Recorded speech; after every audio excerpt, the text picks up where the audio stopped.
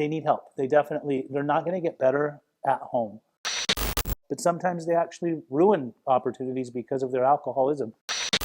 Hello, my name is Pej. I'm an interventionist that helps people with drug addiction, alcoholism, and mental health get the help that they need. Today we're going to talk about certain behaviors that people display, how to know if your loved one is not doing well, if they need to get help and you feel like you're at your wit's end and you don't know how to get them to agree that they have a problem, certain signs to look for, certain behaviors, certain life events that happen for them.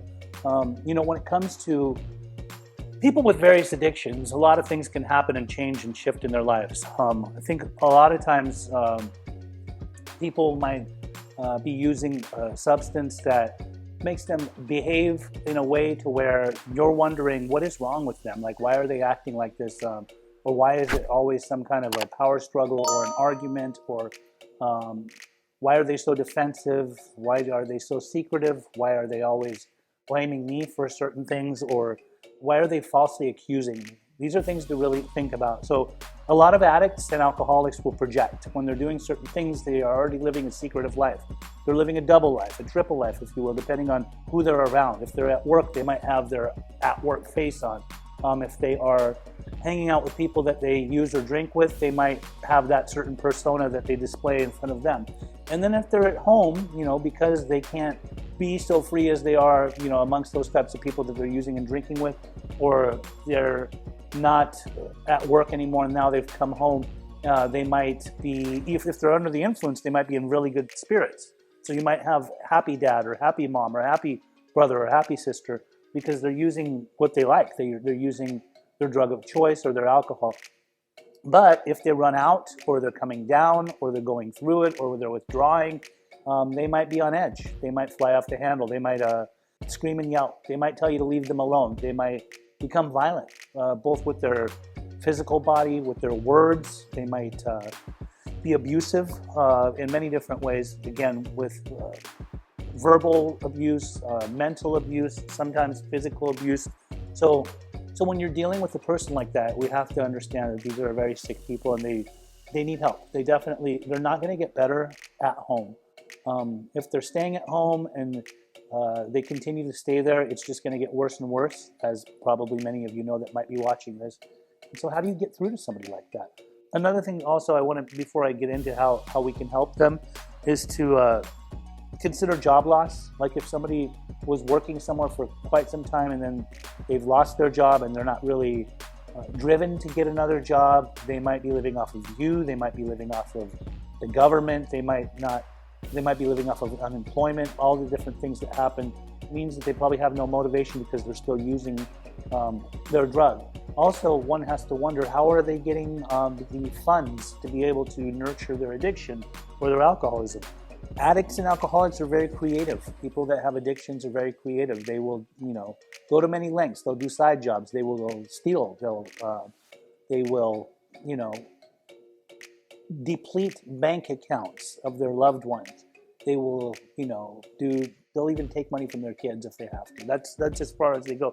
Because the disease of addiction does not discriminate, doesn't matter to the individual. They don't have any care for the world. Because they're so engulfed in their addiction, nothing that is morally right, they have no moral compass, nothing that's morally right, they really follow by it because they want to keep on getting that next high and getting that next high. So also secretive lifestyles, if you see somebody that's always on the run or out the door or going and, you don't really know where they're at and who they're with, or if they're gone for long hours or they come back and they left frantically, but they come back in really good spirits because they probably got their fix. A lot of times if somebody's a meth user, their highs and lows. Sometimes if they seem like they haven't slept, they're going to be very tiresome. But if they have been very active and going and going and going, then they do come back around and they have that long crashing period. Then they sleep for many, many hours, sometimes for a few days. And then when they get up, they can be groggy. They can be on edge. They can fly off the handle easy. They will create nonsensical arguments with you. They will gaslight. They will turn things on you. They'll make it seem like you're doing things that are shady. They'll make it seem like you're out cheating on them. That's the type of stuff that a lot of meth users do. When it comes to alcoholics drink in various places. Some alcoholics like to drink in bars and clubs and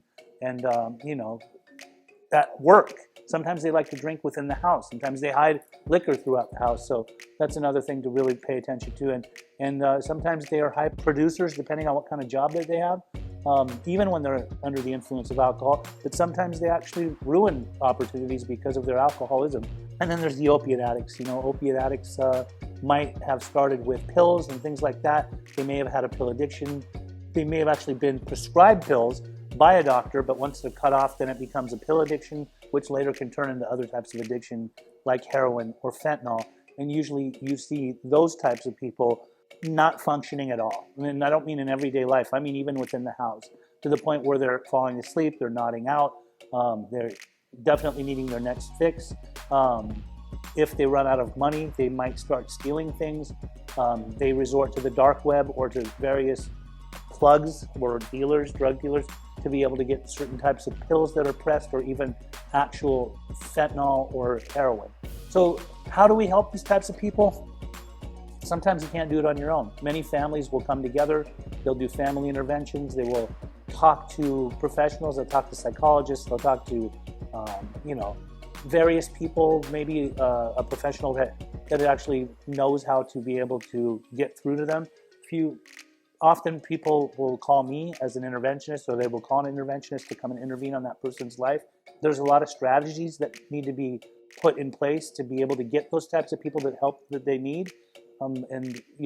Sometimes if you have somebody that has life experience and past experience in using and drinking come into the equation, whether it be with you in a family intervention first, where it's like a pre-intervention and the interventionist is talking to the family, gathering information on the individual, they will then know how to go about getting to the individual, depending on where they are, if they're staying at home or if they're staying somewhere else, and doing a full-on intervention. And there's many different models of intervention, but I get a lot of calls from a lot of different people who are struggling to try to deal with their loved one who is suffering with addiction or alcoholism and not really knowing that they're suffering.